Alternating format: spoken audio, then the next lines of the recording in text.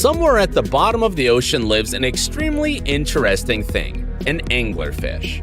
For a long time, there had been a great mystery how these creatures mate, as no one had ever seen a living male anglerfish before. Now scientists understand why. These fish live between 980 and 16,400 feet below the ocean surface, sometimes as much as 60 times smaller than the female. The male spends much of his life searching the dark ocean for a mate. When he finds her, he bites into her belly and his tissues fuse with hers. For the rest of his life, he lives like a parasite, being fed by nutrients from her blood, staying there to fertilize her eggs. The enormous fish school was captured near the beaches of San Diego. The massive school of anchovies was about 50 feet long and about 330 feet wide. Such a big formation could contain up to 100 million individuals. But why do fish gather in these gigantic groups? The first reason, schools protect fish from their enemies. Another one is that swimming close together reduces friction and allows fish to conserve energy while swimming. Besides, when dinner time comes along, food is easier to find as a group. And the last reason is the following. When fish spawn, a school ensures that at least some of their eggs will escape from predators. The pelican eel, or the gulfer eel, is one more outstanding fish I want to tell you about. From one end of its body, it looks like any fish from the eel family. But from the other one, it's a really bizarre creature. Actually, pelican eels are not true eels, and they belong to the genus Eurypharynx. Its most notable attribute is the large mouth. It looks like one a pelican has. This enormous mouth is much larger than the eel's body. The most interesting thing is that the mouth can be opened wide enough to swallow an animal much larger than itself. The length of the jaws is almost 1/4 of their body length. These fish are usually found at a depth of around 3,000 to 26,200 feet. The vampire squid is a really ancient, impressive creature. It appeared on the planet 300 million years ago, and it has numerous features which make it specific and unique. Vampire squid live in the deepest, darkest parts of the ocean. It looks a little bit like a squid and a little bit like an octopus. In reality, vampire squids are not squids at all. They are named that way because of their red eyes and the black webbed skin shaped like a vampire cape. Marine biologists got a bit of a shock when they first discovered the vampire squid in the late 1800s. When they saw its red eyes, dark tentacles, and cape-like webbing, they decided that it was a vampire squid from the depths of the underworld. The astonishing video was taken on October 5th by divers with the Research Expedition vessel team in a fjord in northwest Norway.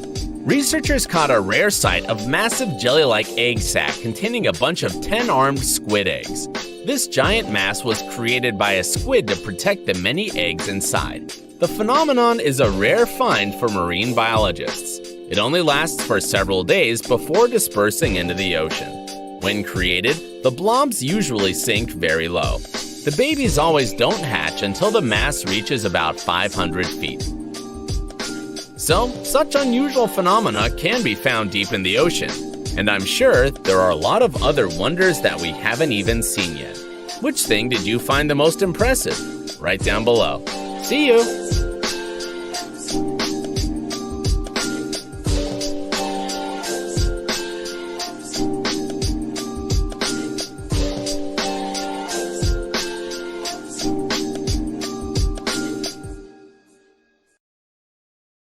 Talking about our knowledge about the ocean, we have just scratched the surface, and its waters keep a lot of secrets.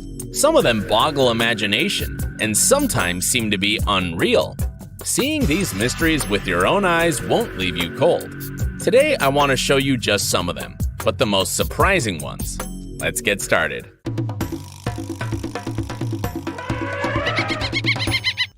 I think you have never heard the name pyrosome. A pyrosome is a strange, gelatinous, and bioluminescent creature that is found in the ocean. But it is not just one creature. Pyrosomes are actually colonies composed of thousands of individuals known as zooids. The individuals group together to propel the colony through the water. The special gelatinous mass joins all the creatures together into a jelly-like body. The animals filter plankton out of the water, which also supplies it with oxygen. The colony generally resembles a tube in shape and can grow as long as sperm whales. The most unusual thing about pyrosomes is that they have some sort of communication between them, as they can coordinate their behavior. When one zooid emits light and bioluminescence, they all do, for example. The next creature is also very specific. Marine scientists saw a so-called piglet squid floating along in the central Pacific Ocean near Palmyra Atoll. They spotted the squid about 4,544 feet below the ocean's surface. The squid was named for its large siphon that looks like a snout. Able to regulate buoyancy with an ammonia-filled internal chamber, this extraordinary squid is often seen with its tentacles flared above its head. This funny-looking squid is about the size of a small avocado, and its body is almost totally transparent. Look here, it's not a UFO, it's a jellyfish. The researchers found it with a remotely operated vehicle while exploring the Utu Seamount in National Marine Sanctuary of American Samoa. The jellyfish's reproductive organs are bright yellow, while the digestive system appears red. The luminous sea creature is supposed to be a completely new species. It was seen roughly 9,800 feet below sea level. The seamount where the cosmic jellyfish was spotted had never been explored before. One of the most spectacular sights in the night ocean is the hundreds of tiny star-like bioluminescent phytoplankton. Plankton consists of any drifting organism. It can be a plant or animal. A vast range of plankton is famous for being bioluminescent. The most common of these are dinoflagellates. These are tiny unicellular bioluminescent plankton, also known as fire plants. Bioluminescence is used to scare away predators. Besides, it acts as a defense mechanism in dinoflagellates. Dinoflagellates produce light when disturbed and give a light flash lasting a fraction of a second. The light flash should surprise and frighten the predator, making it less likely to prey on the dinoflagellate. Scientists have been calling them the crop circles of the ocean floor. I'm talking about 7-foot diameter patterned circles which were first spotted in 1995 not far from the coast of southern Japan. But their origin was a mystery for a long time. In 2011, scientists found someone to blame. It was a male pufferfish who was finally caught in the act. As researchers learned, males spent 7 to 9 days building their circles. They repeatedly swim in and out of the circle, using their fins to dig valleys in the sandy bottom. Why do they do that? Because of love, of course. When a female pufferfish approaches the circle, the male stirs up the sand in the middle and goes back and forth through it.